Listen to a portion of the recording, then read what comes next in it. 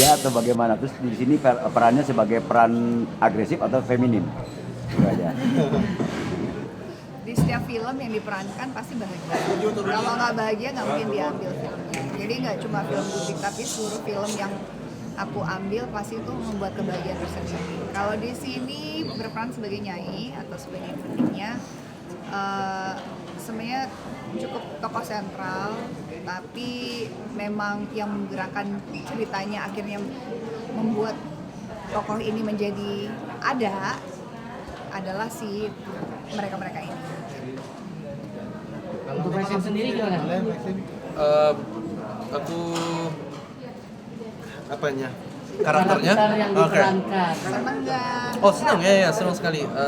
Ini juga film pertama setelah kayaknya aku terakhir kali syuting layar lebar itu 2019 di Indonesia, jadi lumayan lama dan aku sangat tertarik untuk selalu main bersama Mas Anggi. Jadi itu salah satu kehormatan untuk main bareng semua para cast yang lumayan big and good status. Good status. Ya, maksudnya Oh, mereka tuh kayak kalau aku nonton film mereka aku selalu kayak wow, mereka tuh memang at the top of their game gitu. Jadi untuk termasuk dalam cast seperti ini itu adalah suatu kehormatan dan aku langsung bilang yes, aku mau bekerja sama dengan Mas Anggip sama Luna gitu. Jadi gak ada pikir-pikir dulu, aku langsung bilang Faktor apa sih yang membuat kalian tuh akhirnya berkolaborasi nih di sini? Apakah karena tawarannya datang beda-beda atau memang Kaluna ngajak Maxim atau Maxim mungkin diajak Kaluna atau gimana? Apa tadi pertanyaannya? Atau paketan gitu kan? Tawarannya Ya, gimana? tawarannya.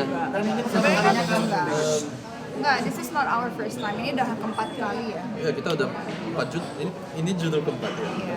Judul keempat dan memang di beberapa judul juga main Sebenarnya- bareng, tapi memang beda plot ceritanya. Memang nggak berinteraksi secara langsung. Kalaupun ada, bukan main ceritanya bukan di kami. Gitu. Jadi sebenarnya kalau dibilang mungkin masnya kurang Google kali ya. Ini nggak pertama ya. Jadi Sebenarnya- udah berkali-kali. Pokoknya ceritanya itu bisa benar-benar bagus dan kita bisa bawa sebagai aktor masing-masing, itu pasti udah checklist lah di dalam apa ya, pros and cons-nya ya gitu. sebenarnya kan pekerjaannya sama. Jadi kemungkinan untuk di dalam satu project itu which is udah pernah juga gitu tuh ada kemungkinan yang sangat besar. Jadi juga, ya. jadi bukan karena lagi sedang berpasangan di dunia nyata, di kehidupan sebenarnya terus dipasang-pasangin, nggak gitu juga gitu. Maksudnya secara generasi kita juga ada gap yang lumayan gitu. Jadi mungkin akan lebih pas kan menjadi istrinya aku gitu. Dan itu kan nggak dipaksain. Oh berarti emang kalau sama Max sekarang harus dipasangkan sebagai pasangan, nggak gitu. Jadi memang karakternya juga berbeda gitu dan memang menjadi satu kesatuan film yang menarik karena ada karakter assemble yang menurut aku bagus-bagus semua. Which is nama-nama di belakang ini yang aku tuh pengen banget kerja bareng Yeah. gitu. Selain Anggi, bahwa assemble cast ini tuh menjadi apa ya, satu daya tarik tersendiri gitu. Max tadi Manyun pas Kaluna bilang nggak pasangan sama Kaluna, emang sedih atau gimana akhirnya nggak jadi pasangan? Tadi gitu. Kapan sih aku nggak Menunjukkan ekspresi gitu Manyun gitu, apakah no, emang sedih mungkin atau itu apa? memang karena fitur muka aku nggak sih, kadang-kadang aku kayak gini. Kadang ekspresi muka aku sama perasaan aku tuh sama beda, jadi nggak pernah bisa disatuin. But no, aku nggak pernah berpikir seperti itu. Aku selalu berpikir sebagai aku kan pemain dulu sebelum apa ya. Jadi aku selalu mikirin apa yang dibutuhkan dengan karakter, apa yang dibutuhkan dengan cerita.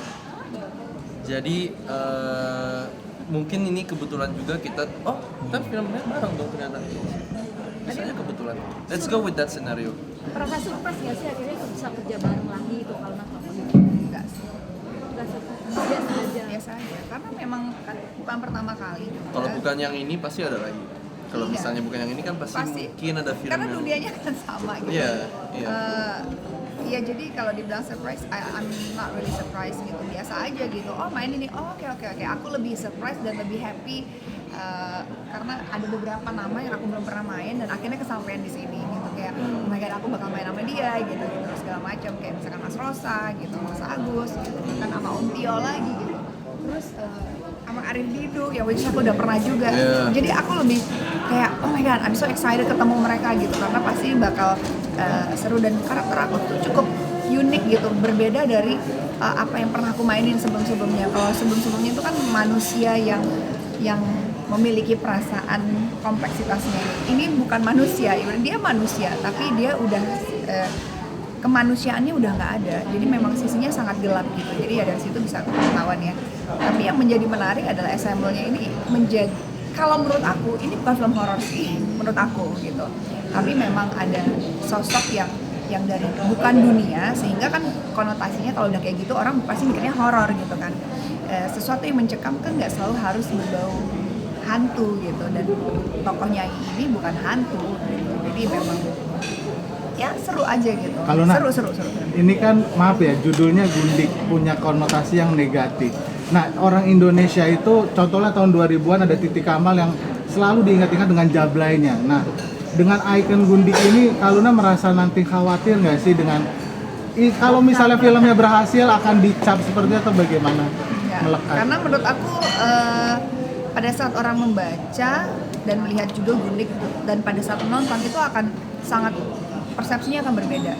Tapi kalaupun ada orang, Mbak Gundik gitu, banyak artinya kayak misalkan lah gitu ya, kayak Titi Kamal, artinya dia memerankan itu sangat baik dan film itu sangat melekat di masyarakat, itu menjadi ikon itu. Memang konsnya itu akan susah lepas takutnya ya dari karakter itu. Maksudnya orang konotasinya tuh pasti udah pemikirannya akan, wah si ini nih jablay apa gitu.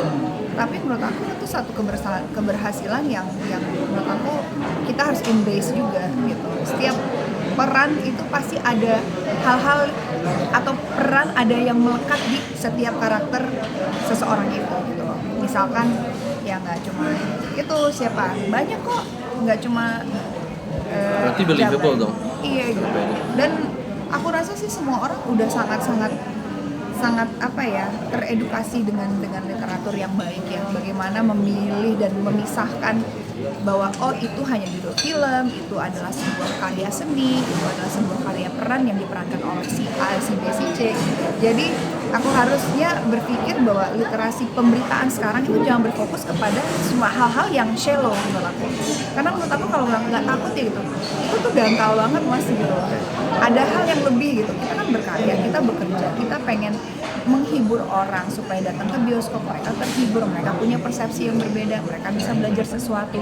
Instead of berkutik kepada kayak, oh Maxim dan Luna tidak jadi pasangan, oh Luna nanti akan takut jadi disebut Gundik.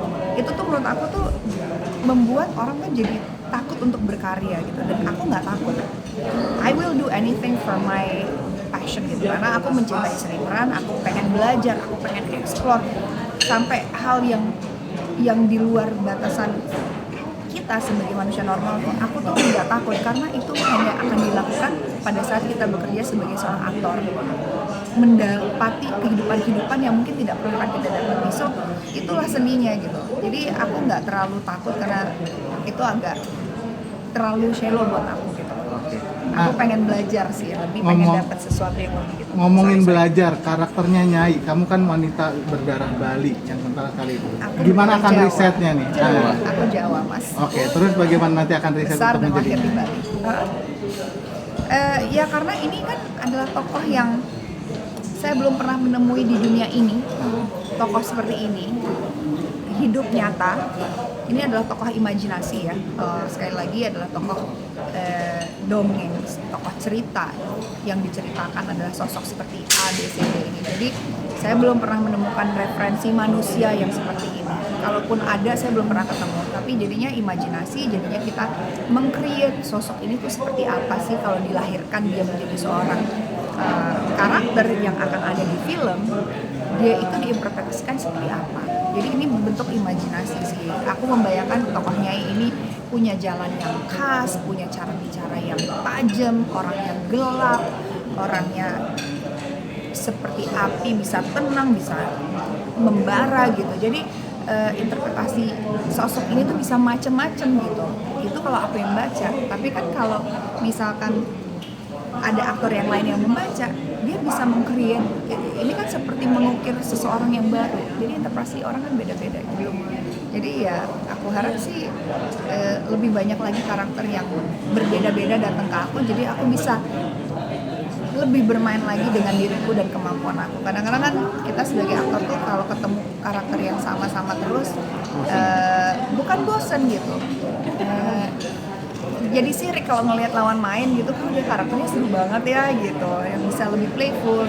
Jadi pada saat Anggi nawarin ini memang porsi saya nggak sebanyak Maxim. Ini kita bukan ya Maxim tokoh sentralnya sebenarnya. Tapi menurut aku karakter Maxim, karakter Ratu, karakter semua orang yang ada namanya di belakang ini Ada impact, ya? menggerakkan si cerita gitu.